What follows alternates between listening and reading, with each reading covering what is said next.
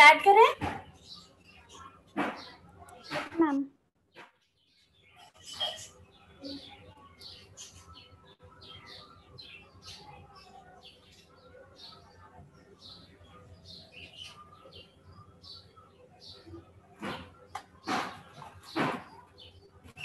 क्या देख रहे थे हम लोग कल?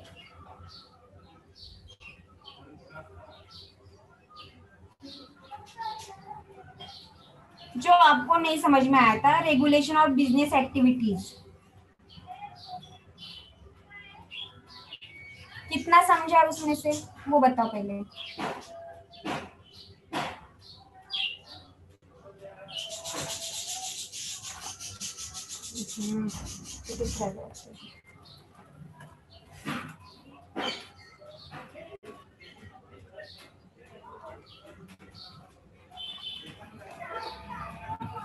बताओ।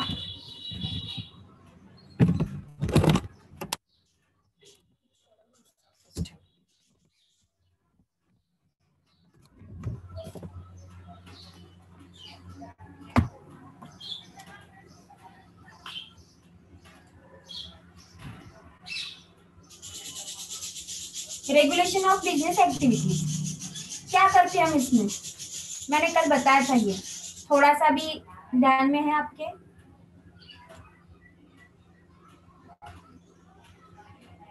मेरी आवाज आ रही है?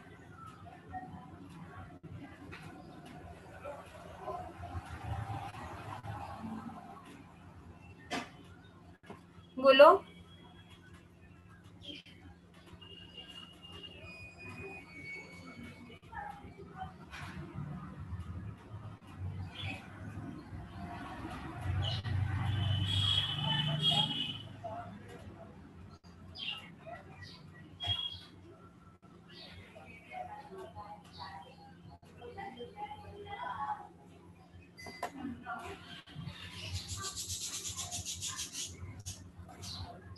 Effective planning and effective organisation. क्या होगा इफेक्टिव ऑर्गेनाइजेशन, इफेक्टिव प्लानिंग? किस तरह से हम प्लान करेंगे?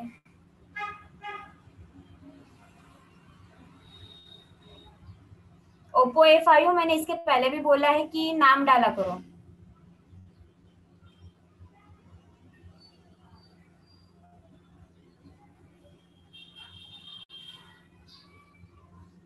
क्या है इफेक्टिव प्लानिंग? किस तरह से करते हैं हम प्लानिंग?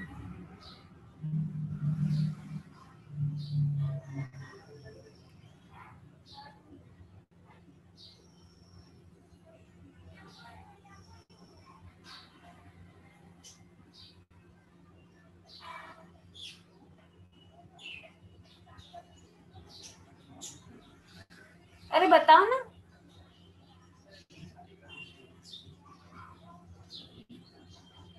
मुझे कोई एक्टिविटी लेनी है तो उसके लिए मुझे प्लानिंग करना पड़ेगा ना, ऑर्गेनाइज भी करना पड़ेगा। किस तरह से प्लानिंग करूंगी मैं उसका?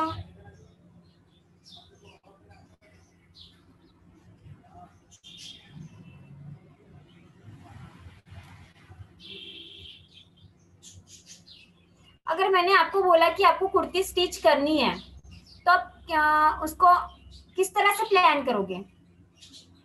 मैंने बोला मुझे 2 घंटे में चाहिए, तो उसको आप प्लान किस तरह से करोगे?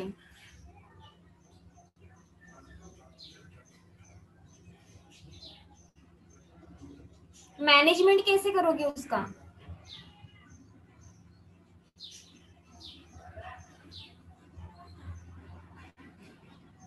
बताओ।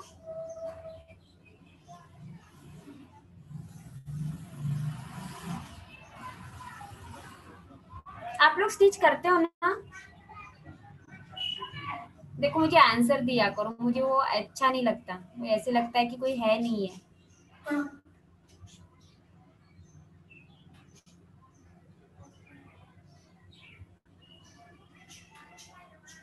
मैंने आपको टास्क दिया है 2 घंटे में मुझे कुर्ती स्टिच करके चाहिए, तो आप क्या करोगे? किस तरह से वर्क करोगे?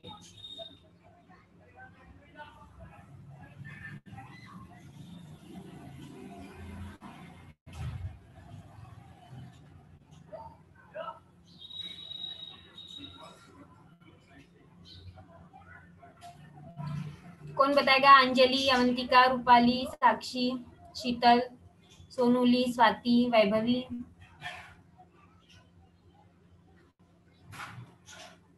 आकांक्षा।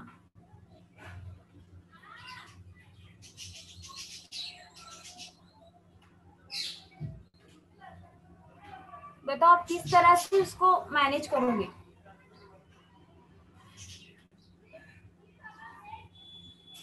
बताओ शीतल।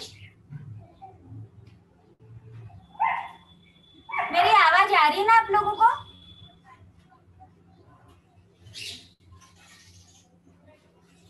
मुझे आपकी आवाज नहीं आ रही किसी की भी।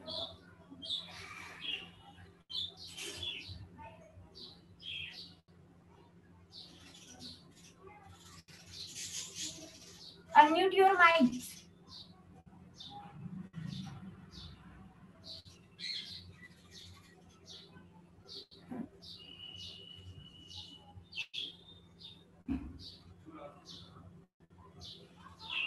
अरे बताओ ना किस तरह से मैनेज करोगे? मेरी आवाज आ रही क्या?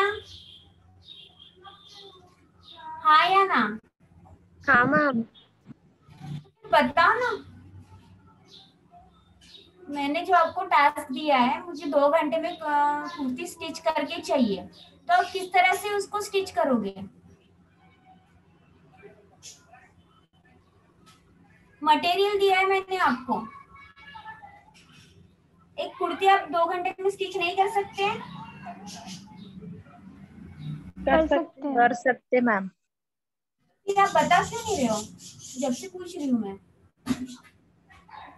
तो क्या करोगे आप पहले?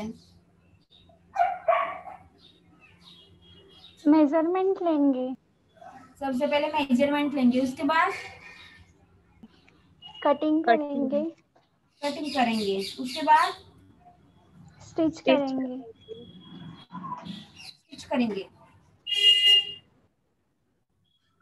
तो इतनी सी बात बताने के लिए आपने इतना टाइम क्यों लगाया?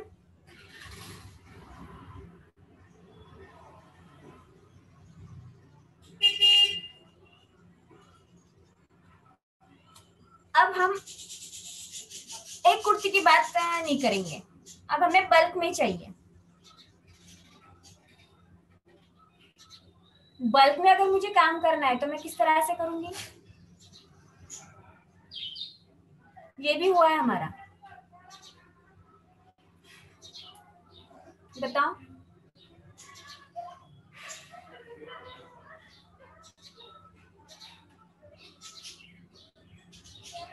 मैम क्वेश्चन रिपीट कीजिए एक बार।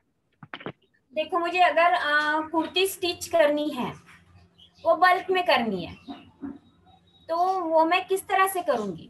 क्योंकि मैं इंडस्ट्री लेवल पे काम करती हूँ। उसकी जो कटिंग होंगी वो मार्कर मेकिंग से होंगी, मतलब पहले वो किस मार्कर तरह से मेकिंग बाद करेगी? में कटिंग। क्या प्रोसीजर होगी उसकी? वर्कर्स लगाना पड़ेगा।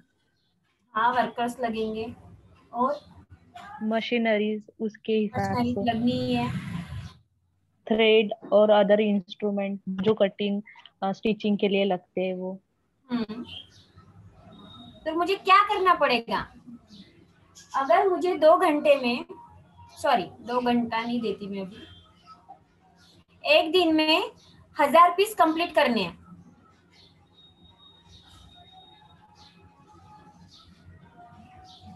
तो मुझे क्या करना पड़ेगा? उस चीज का मैनेजमेंट। तो वो किस तरह से मैनेज करूंगी? मैं वही पूछ रही हूँ आपसे।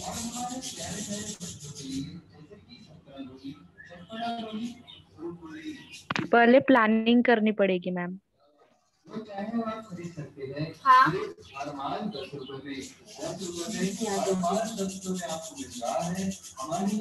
किस तरह से प्लानिंग करोगे आप?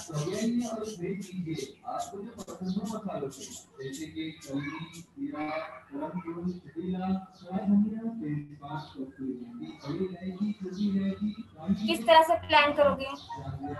मैं वही तो आपसे पूछ रही हूँ। हाँ, किस तरह से प्लान करना है, उसको ऑर्गेनाइज किस तरह से करना है, इसका फिनिश किस तरह से करना है, वही पूछ रही हूँ मैं। पहले मतलब जितना हमको ऑर्डर मिला है तो कितना फैब्रिक लगेगा, उसके अकॉर्डिंग फैब्रिक मतलब लेना पड़ेगा। हाँ। और फिर उसकी डिजाइन तैयार करनी पड़ेगी, मतलब हमको क्या सीना है उस अकॉर्डिंग। हम्म। और फिर वर्कर्स को बताना पड़ेगा कि ऐसा ऐसा करो। सबसे पहले तो डिजाइन बनेगा। सबसे पहले हमारी डिजाइन बनेगी, जिस डिजाइन का हमें ऑर्डर मिला है। अब मैंने इसके पहले भी आपको बताया है कि आपको स्लीव कौन से कलर की चाहिए, फ्रंट कौन से कलर का चाहिए, बैक कौन से कलर का चाहिए, उस पे किस तरह से डेकोरेशन है, अगर कुर्ती सिल रहे तो कहाँ पे बटन्स है, उसकी डिजाइन कैसी है, नेक कौन सा है, ये सब हमारे किस में जाएगा, डिजाइनिंग में जाएगा। बराबर है। हमने पिछले बार एनवलप बनाया था, कैटलॉग पढ़ाई थी मैंने, उसमें देखा था हम लोगों ने कि क्या क्या आता है। देखा था क्या? गाइड शीट देखी थी? याद है किसी को गाइड शीट? भूल गए?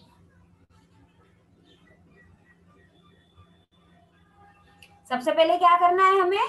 सबसे पहले हमें डिजाइन डेवलप करनी है हमारी। अब कोई भी कंपनी एक दिन में 1000 पीस बना सकती है। कंपनी में अगर हम काम कर रहे हैं, कंपनी लेवल पे काम कर रहे हैं, तो 1000 पीस एक दिन में बन जाते हैं। पर उसके पीछे हमें क्या करना पड़ता है? 2 महीने की हमारी अलग मेहनत रहती है।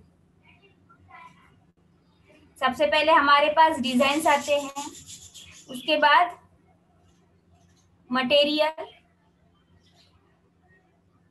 डिजाइन के ब्लॉक सबसे पहले बनेंगे। मटेरियल भी आ गया, डिजाइन भी सेट होगी, पर क्या करना पड़ेगा? सबसे पहले हमें ब्लॉक्स बनाने पड़ेंगे, जो ब्लॉक्स आपने लास्ट ईयर बनाए थे, लास्ट सेशन में बनाए थे, वो ब्लॉक्स बन गए।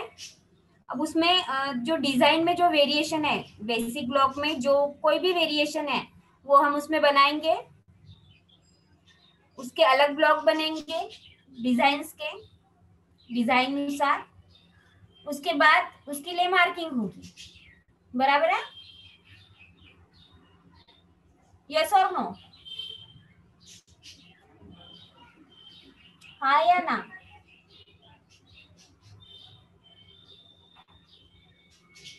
अरे हाँ या ना? होगा क्या इसे या नहीं होगा? होगा। होगा। उसके बाद उसका कटिंग होगा। और मैंने आपको इसके पहले भी बताया कि कंपनी में वर्क किस तरह से होता है। एक लोग शोल्डर स्टिच कर रहे हैं, तो एक लोग नेक फिनिश कर रहे हैं, एक लोग स्लीव फिनिश कर रहे हैं, एक लोग स्लीव ज्वाइन कर रहे हैं। यानी ऐसे सेक्टर बनाए जाते हैं, एक एक रो में वो काम दिया जाता है सबको अलग अलग। एक सिंगल नीडल पे काम कर रहा है, तो कोई फैट लॉक पे काम कर रहा है, कोई क्या बोलते हैं उसको,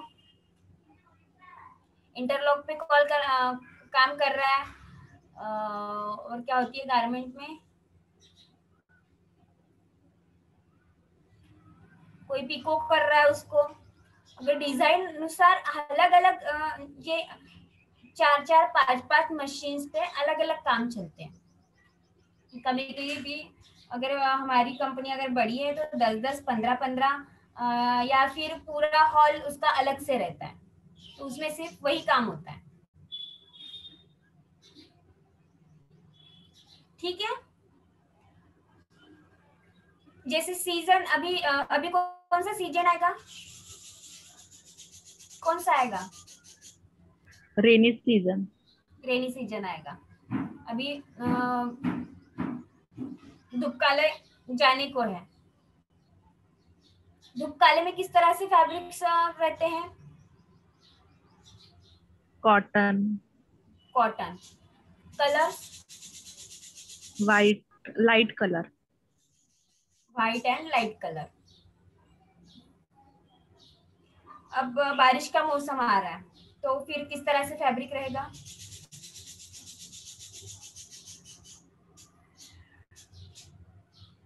कॉटन के ही यूज करते हैं मैम ज्यादातर, क्योंकि वो जल्दी सूखते हैं। Okay, colours?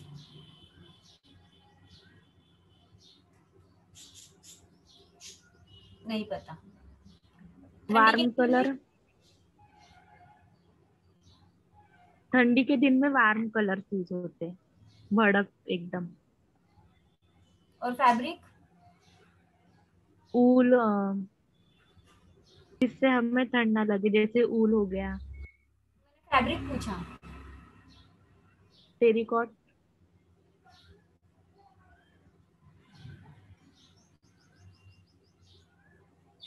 अपने इंडिया का जो वेदर है उसके हिसाब से कॉटन सबसे बेस्ट है, इंडिया के वेदर अनुसार। क्योंकि कॉटन का ऐसे है कि वो ठंडी के दिनों में गर्माहट पैदा करता है, गर्मी के दिनों में ठंडावट पैदा करता है। और मेन तो 2 ही सीजन्स बोले जाते हैं, पर ये जो बारिश का जो मौसम है इसको दो इसके अ, दो इसमें दोनों का 2 मंथ इंक्लूड करके एक अलग से सीजन बन गया, क्योंकि हमारे यहाँ पे 3 सीजन हम लोग मानते हैं। बारिश भी 4th मंथ होती है, इसलिए अभी तो पूरा चेंज हो गया है।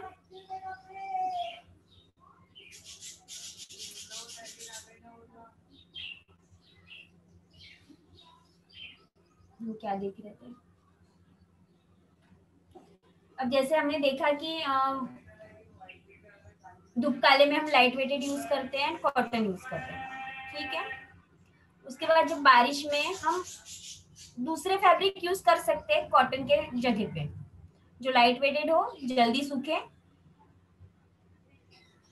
इस तरह से फैब्रिक हम यूज कर सकते हैं। वैसे तो कोई भी फैब्रिक कभी भी हम यूज कर सकते हैं, सिर्फ इतना है कि ठंडी के दिनों में डार्क कलर यूज होता है और मोटे कपड़े।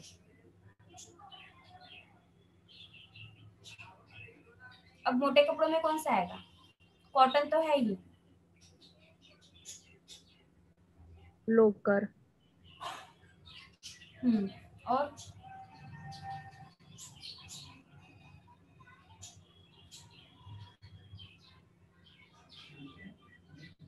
और बता।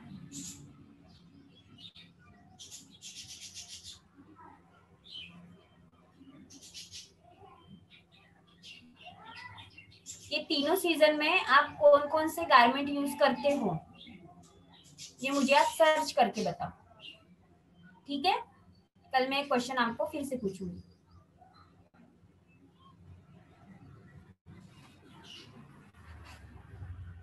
अब हमने देखा था कि इसको हम सिस्टमेटिकली किस तरह से अरेंज करते हैं, बराबर है। जैसे अभी हम लोग देख रहे थे कि बिजनेस एक्टिविटी मैंने आपको बताया था मैंने आपको। कल हमने कौन सा एग्जाम्पल लिया था कि अगर मैं आज समझो मेरा पास सिर्फ कुर्ती का काम है। कल हमने दूसरा एग्जाम्पल लिया था, कौन से लिए थे, इनर्स वेयर्स लिए थे हम लोगों ने। तो अपर अगर मैं लोअर इनर बना रही हूँ तो उसमें भी मुझे वेरिएशन डालना है, अपर इनर्स बना रही हूँ तो उसमें भी मुझे डिजाइन डालना है। उसके बाद क्या बनाए हमने, टी शर्ट बनाए। उसके बाद low waist garment, T shirt में अलग डिजाइन,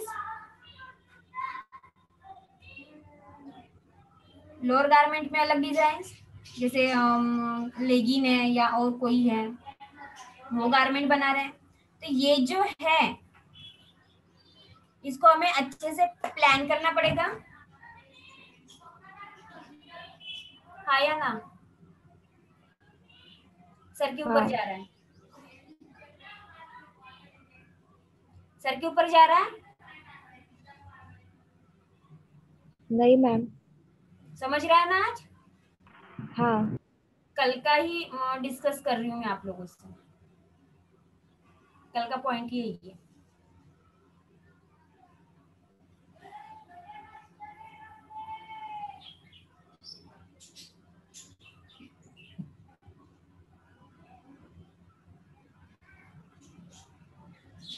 इतना समझ गया?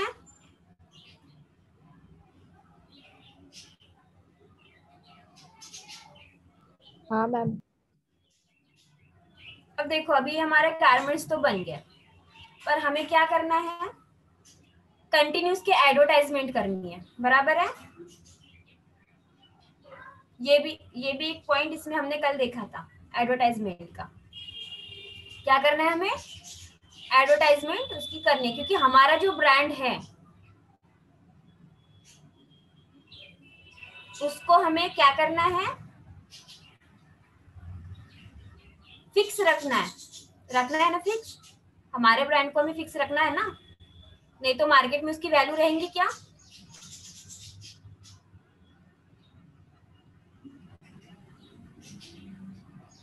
रहेगी क्या मार्केट में उसकी वैल्यू? नहीं मैम।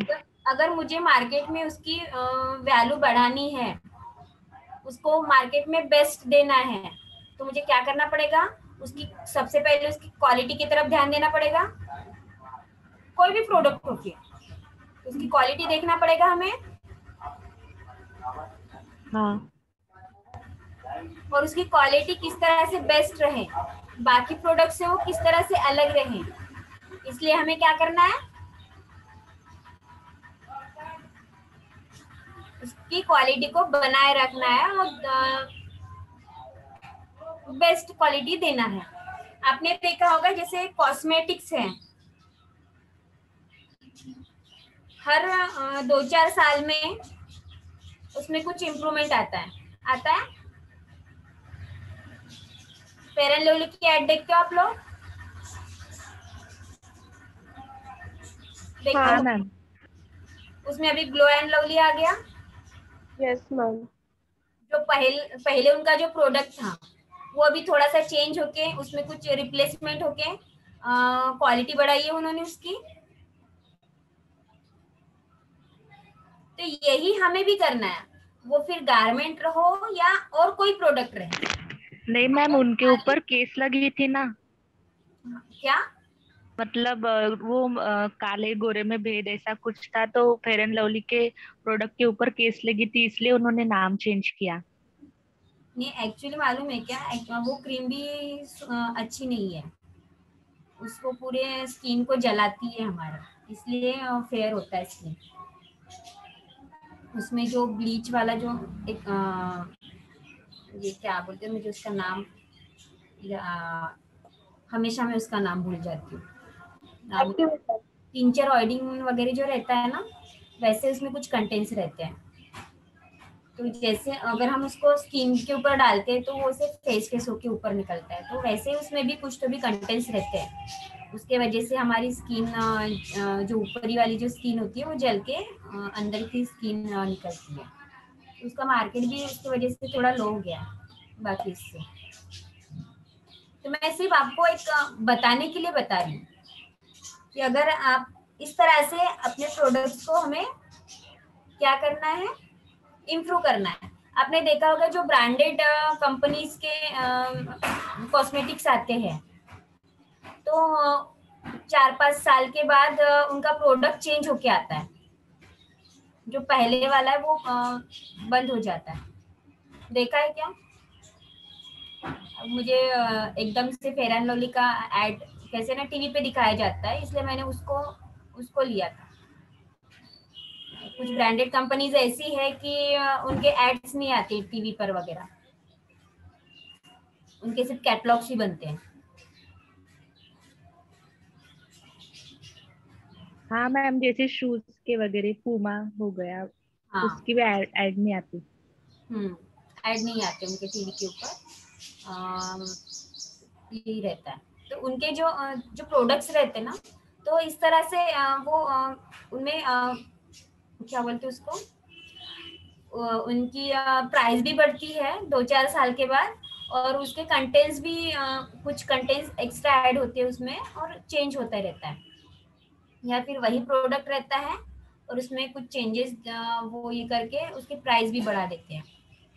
तो ऐसे हमें हमारे प्रोडक्ट्स को भी करना है, हमें उसको लोकल पे न रखते हुए उसको ब्रांडेड बनाना अगर है, तो ये सब हमें गारमेंट में भी करना पड़ता है।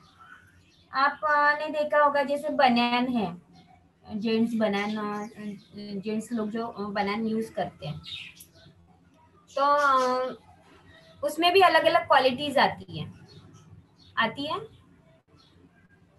तो फैब्रिक पे ऊपर डिपेंड रहता है एक्चुअली। अगर हम नीटेड फैब्रिक यूज होता है उसमें जनरली, अगर सिंगल जर्सी है तो उसमें भी अलग अलग क्वालिटी आती है। एक कॉटन वाली क्वालिटी आती है, उसमें लो क्वालिटी कॉटन यूज होता है। जब फैब्रिक बनता है तो उसके लिए मटेरियल कौन सा यूज हो रहा है फैब्रिक के लिए,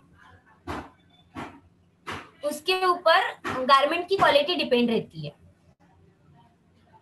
अगर जैसे कॉटन का लिया जाए तो उसको 3-4 क्वालिटीज में वो डिवाइड होता है, low quality, medium quality, high quality, super high quality, ऐसे 5-6 उसके क्वालिटीज है।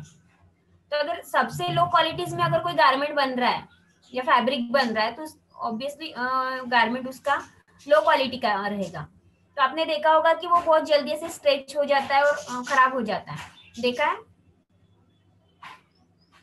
कुछ जो लोकल फैब्रिक्स ये होते हैं लो क्वालिटीज के, तो उस तरह से खराब हो जाते हैं। पर अगर हमें अगर हमारा ब्रांड अच्छे से रखना है तो हम क्या करेंगे, जो हाई क्वालिटी वाला कॉटन है उसको यूज करेंगे। करेंगे क्या? हाँ। आपने देखा होगा कि रेमंड वगैरह जैसे फैब्रिक्स है, उसकी तुलना दूसरे फैब्रिक से होती है क्या? नहीं मैम। मार्केट में दूसरे फैब्रिक्स नहीं है ऐसी बात नहीं है, पर रेमंड रेमंड ही रहेगा, बराबर है।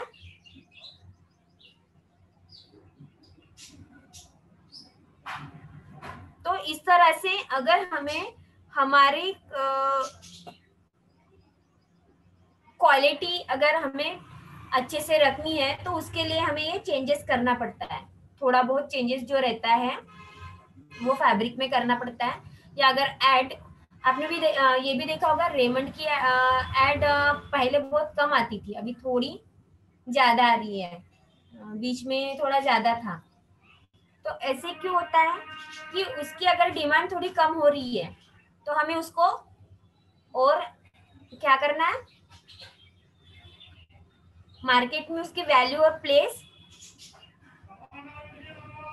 रखने के लिए हमें उसकी एडवर्टाइजमेंट करनी पड़ती है। साथ ही हम क्या करते हैं, इवेंट्स यूज करते हैं, बराबर है। इवेंट्स भी हमने देखे हैं। अब समझ में आ रहा है ये पॉइंट्स किस तरह से है, क्या करना है हमें इस पॉइंट में।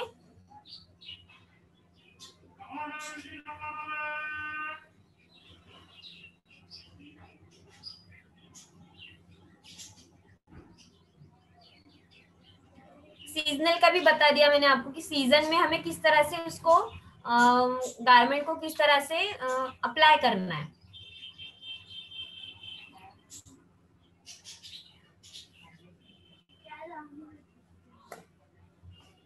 उसके लिए हमें टेक्निक्स यूज करने पड़ेंगे, इस तरह से टेक्निक्स हमारे यूज होंगे। उसके बाद है सर्विस टू कस्टमर। अब इसमें क्या आएगा सर्विस टू कस्टमर में, उसके पॉइंट में ही दिया है सर्विस टू कस्टमर, ये भी इसका एक एडवांटेज है।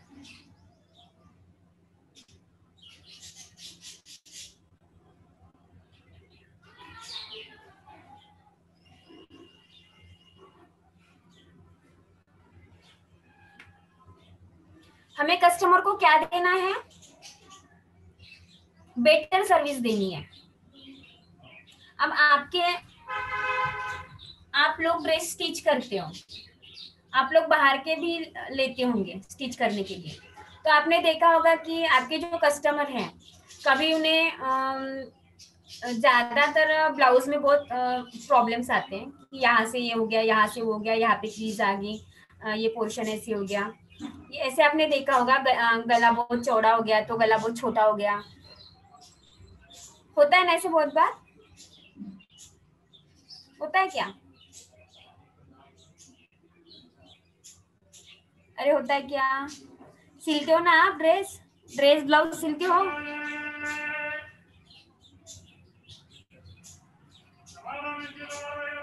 सिलते हो क्या? नहीं मैम। नहीं सिलते, कोई भी नहीं सिलता? कुर्तीज भी नहीं सिलते हो? अच्छा, सिलते नहीं, सिलवाते तो हो? हाँ। हाँ, तो आपको ऐसे प्रॉब्लम्स आते हैं अगर आप कुर्ती सिलवा रहे हो या ब्लाउज सिलवा रहे हो बाहर, तो ये प्रॉब्लम्स आते हैं? हाँ मैम। तो ये जो प्रॉब्लम्स आते हैं, तो हम कस्टमर हैं, तो ऐसे जो प्रॉब्लम्स आते हैं तो उसके लिए आप क्या करते हो? क्या करते हो? आप वो शॉपकीपर के पास जाके उसको बताते हो ना कि मेरा ये प्रॉब्लम हो गया है, ऐसा प्रॉब्लम है, तो मुझे यहाँ से ये करके दो, यहाँ से फिटिंग ठीक से नहीं आई है तो मुझे फिटिंग करवा के चाहिए, थोड़ा सा टाइट फिट हो गया है तो लूज फिट करवाते हो ये सब? हाँ मैम। तो हमें क्या करना है कि हमारे कस्टमर को बेटर सर्विस देनी है कि उनको कोई प्रॉब्लम ना हो। जैसे ये जो छोटे छोटे जो प्रॉब्लम्स आते हैं गारमेंट्स में, वो प्रॉब्लम्स आने नहीं चाहिए। इसके लिए हमें हमारा प्रोडक्ट इम्प्रूव करके देना है। अगर मेरा कोई जैसे अभी हमने इसके पहले देखा कि जो कॉस्मेटिक देखा हम लोगों ने, ठीक है, अगर कॉस्मेटिक में अगर कोई प्रॉब्लम हो रहा है, बहुत बार ऐसे होता है कि लैक्मे में भी दो जैसे किसी की अगर स्किन को अगर सूट नहीं हो रहा है तो क्या हो जाता है, अगर कोई प्रोडक्ट्स आप यूज कर रहे हो तो आपकी स्किन को वो सूट नहीं हो रहा है,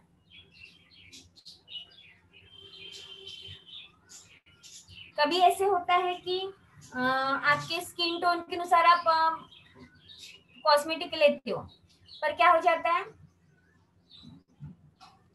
कि चेहरा आपका थोड़ी देर में काला पड़ना शुरू हो जाता है, होता है?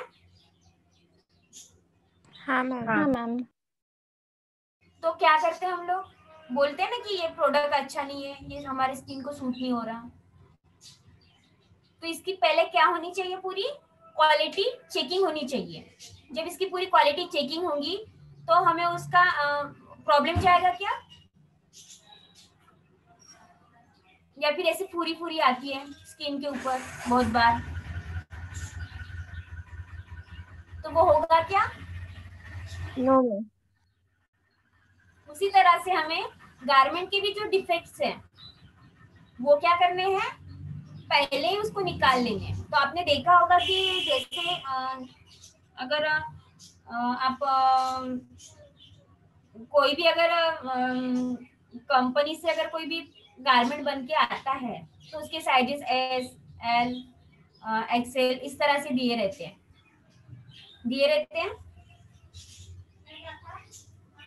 देते हैं क्या?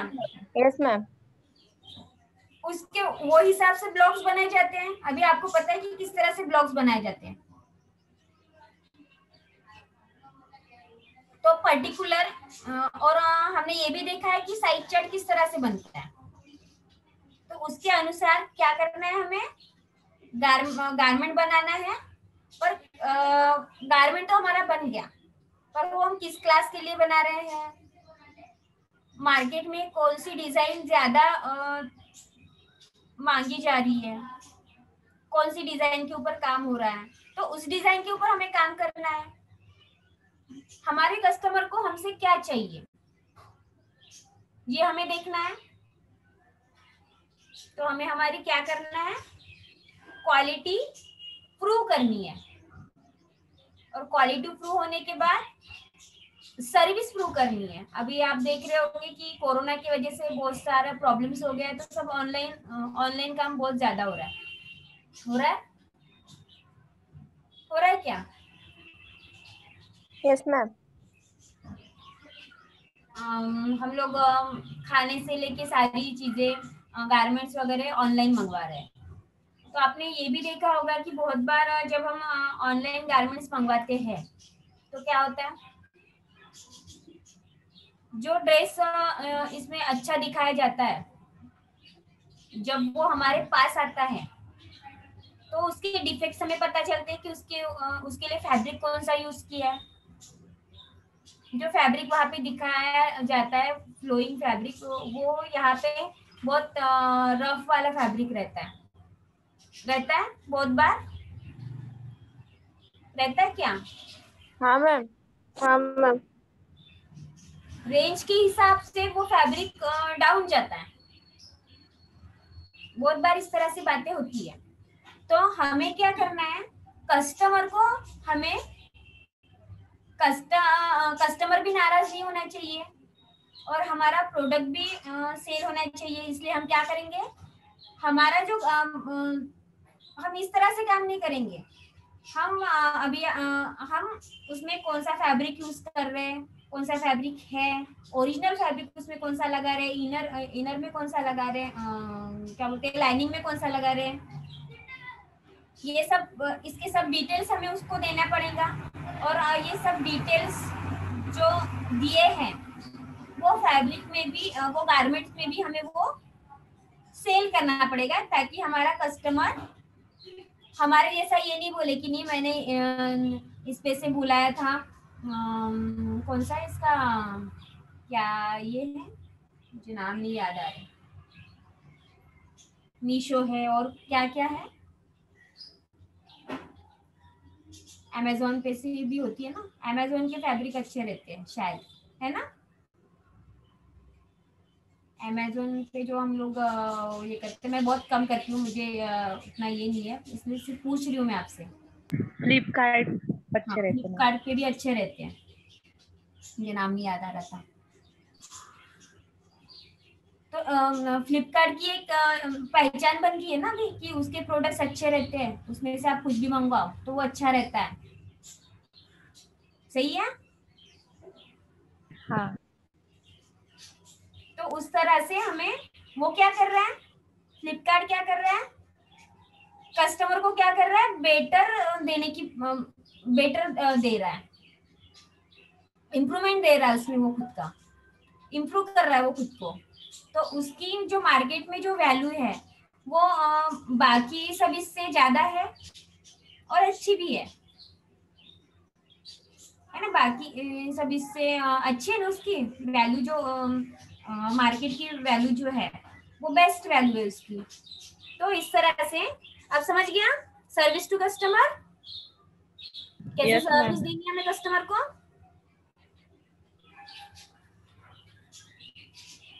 Management and labour relations, 5th number, management and labour relations. किस तरह से होते हैं मैनेजमेंट का और लेबर का रिलेशन, कैसे होता है, थोड़ा बहुत आपको पता होगा। डिलीवरी बॉय जैसे, हाँ, जैसे हम कुछ ऑर्डर करते हैं तो हमको ऑनलाइन ऑर्डर किया तो हमारे घर में लाके देते, वो डिलीवरी बॉय वगैरह हाँ, वैसे टाइप का। पिज्जा डिलीवरी मैं करने वो के नहीं लिए भी पूछ रही आते हूँ, हैं। मैं आपसे पूछ रही हूँ मैनेजमेंट एंड लेबर, इनके बीच में रिलेशन किस तरह से होना चाहिए, यानी वर्कर्स और मैनेजमेंट, उनका रिलेशन किस तरह से होना चाहिए।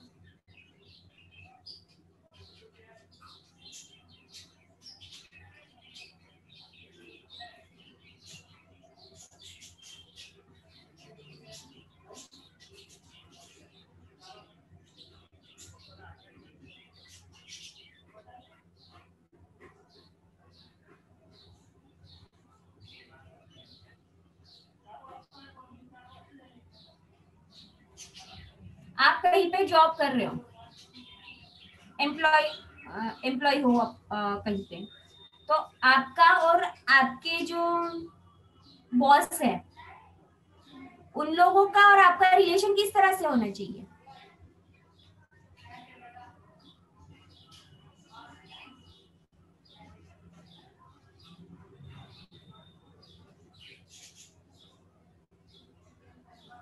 एम्प्लॉय एंड मैनेजमेंट का किस तरह से बिहेवियर होना चाहिए एक दूसरे के साथ? इन लोगों की कभी जमती है क्या?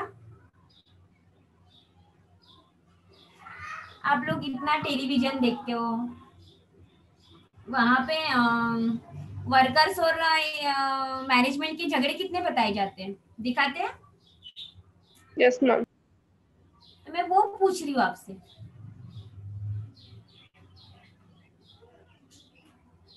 रिलेशनशिप अच्छी रहती है क्या? नहीं। नो। नहीं रहती। तो इसको हमें बेटर करने के लिए, इस रिलेशनशिप को बेटर करने के लिए क्या करना चाहिए, क्या कर सकते हैं? दोनों का भी कोऑर्डिनेशन अच्छा करना चाहिए। हाँ, कोऑर्डिनेशन अच्छा होना चाहिए। तो उसके लिए क्या इम्प्रूवमेंट करेंगे?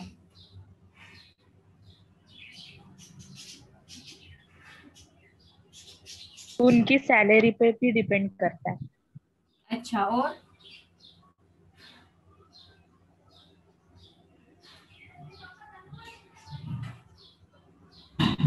नॉलेज भी रहना चाहिए वर्कर्स को। और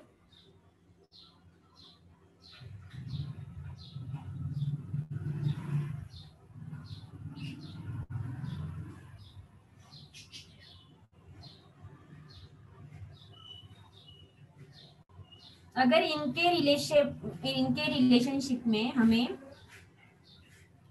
हेल्दी रिलेशन बनाने अगर, तो हमें क्या करना चाहिए?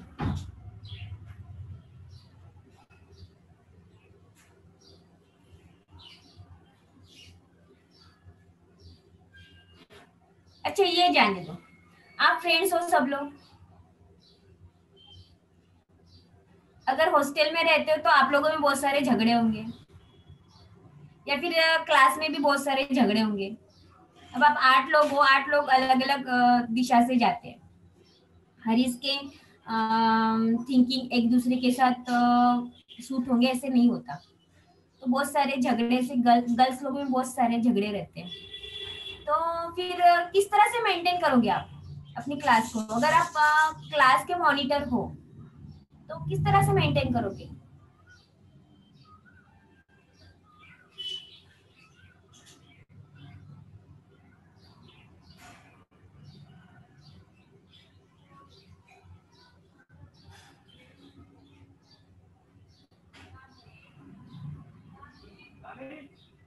हर सेक्टर में ये रहता ही है।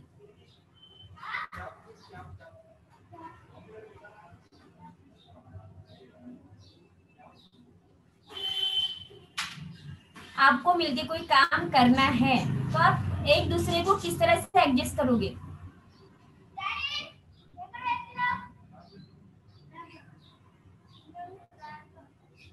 पहले साथ में बैठ के प्लानिंग करेंगे कुछ। पक्का? हाँ। अच्छा, और बाद में? इंस्ट्रक्शन इंस्ट्रक्शन वगैरह देंगे। अच्छा, तो आगे वाला आपकी इंस्ट्रक्शन सुनेगा क्या अगर आप इंस्ट्रक्शन दोगे तो?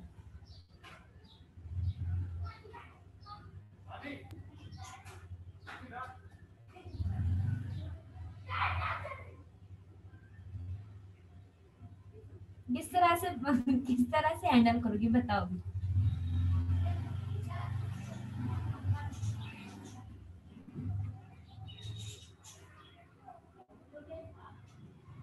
चलो, आप लोग साथ में बैठ गए, इंस्ट्रक्शन दे रहे हो, चलो यहाँ तक के ठीक है, पर आपको इंस्ट्रक्शन किस तरह से देने पड़ेंगे?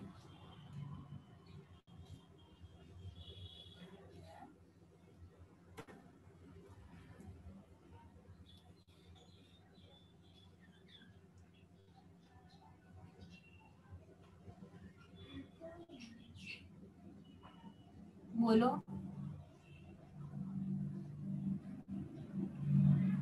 आप सब लोग तो फ्रेंड्स ही हो ना?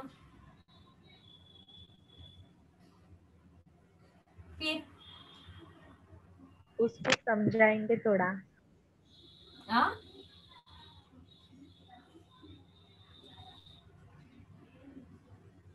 मतलब उसको समझना चाहिए, उस लैंग्वेज में बात करेंगे, मतलब शांति से। अच्छा। तो ये हो गया फ्रेंड्स का। पर अगर आप वर्कर हो कहीं पे या आप मैनेजमेंट में आते हो, तो आपको किस तरह से अब हम कंपनी के बारे में बात कर रहे हैं। मीटिंग्स। हाँ, तो वहां पे किस तरह से इसको मैनेज किया जाए, मैनेजमेंट एंड लेबर के रिलेशनशिप को।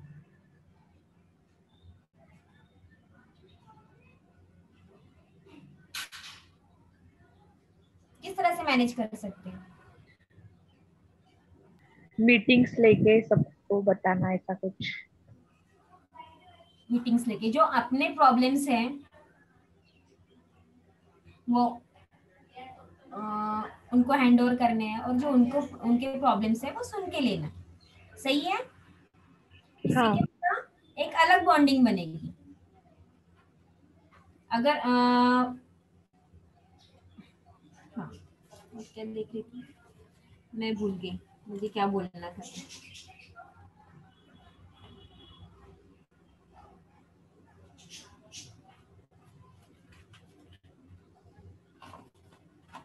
उसका एक पॉइंट भूल गई मैं ये।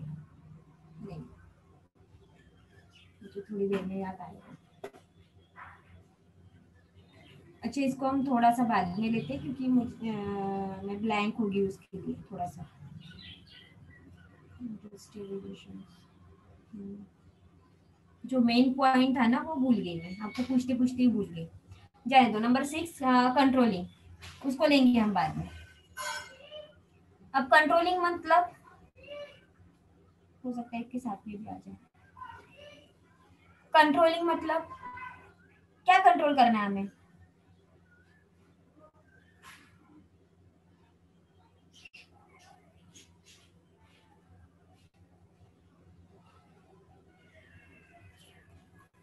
बताओ, क्या कंट्रोल करना है।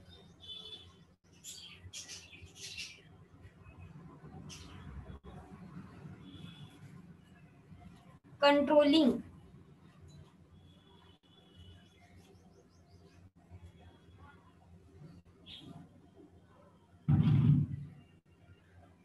कंट्रोलिंग हो गया है हमारा, फिर भी आप नहीं बता रहे हो।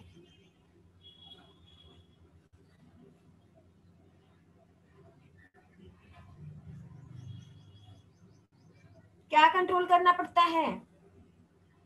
अभी हमारे कंपनी का स्टैंडर्ड फिक्स हो गया है, ठीक है। तो हमें कौन सी चीज के ऊपर कंट्रोल करना है।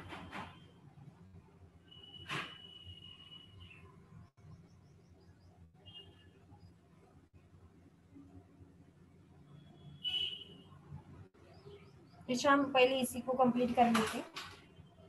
बताओ ना, मैनेजमेंट एंड लेबर, इसको हम कर लेंगे।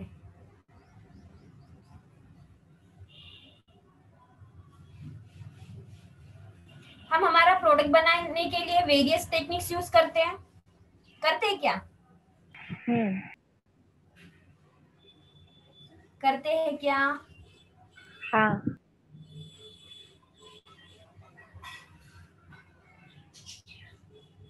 तो हमें किस तरह से और उसमें इम्प्रूवमेंट करना है। कंट्रोल हमें क्या करना है, जो हमारा स्टैंडर्ड बन गया है उसको हमें अगर कंट्रोल करके रखना है मार्केट में, तो हम क्या करेंगे। उसकी क्वालिटी के ऊपर ध्यान देंगे। क्वालिटी के ऊपर ध्यान देंगे, और क्या करेंगे।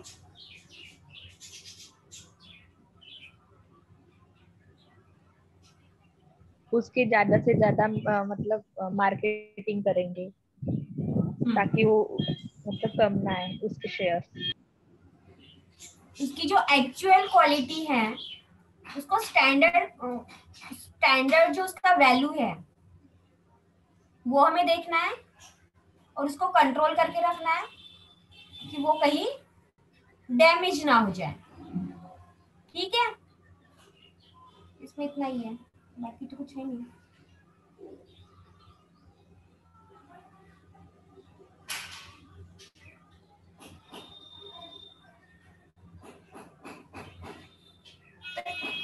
ये करते हुए हम क्या कर सकते हैं, इसके पहले भी मैंने बताया आपको कि जब हम गारमेंट्स बनाते हैं तो जैसे कटिंग है या और कटिंग में कुछ डिफेक्ट्स हो जाते हैं, कट करते टाइम थोड़ा सा अगर मशीन से कर रहे हैं तो बात अलग है कि वो एक्यूरेट करवा देगा, पर अगर हैंड मशीन से अगर हम कट कर रहे हैं तो थोड़ा बहुत कम ज्यादा कहीं हो सकता है कि जो व्हील वाली मशीन्स वगैरह आती है ना, कटर मशीन्स, उससे कभी कभी अगर हमारा हैंड अगर थोड़ा सा इधर उधर हो गया तो उतना फैब्रिक को वेस्ट जाएगा हमारा, होगा क्या, लेयरिंग होगा या नहीं होगा? होगा। हमें क्या करना है, हमारे प्रोडक्ट को, सॉरी, हमारे जो वर्कर्स हैं उनको इसके लिए सबसे अच्छी ट्रेनिंग देनी है, स्टिचिंग की अलग से ट्रेनिंग देनी पड़ेगी। मैंने इसके पहले भी आपको बताया कि बहुत सारी ऐसी बातें होती है जो छोटी छोटी बातें होती है जिसकी वजह से हमारा गारमेंट रिजेक्ट हो जाता है।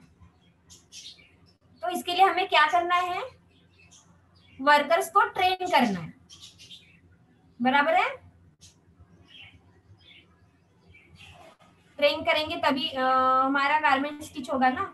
अगर कोई वर्कर ऐसा है कि उसकी सिलाई तिरछी जा रही है तो गारमेंट खराब हो गया हमारा।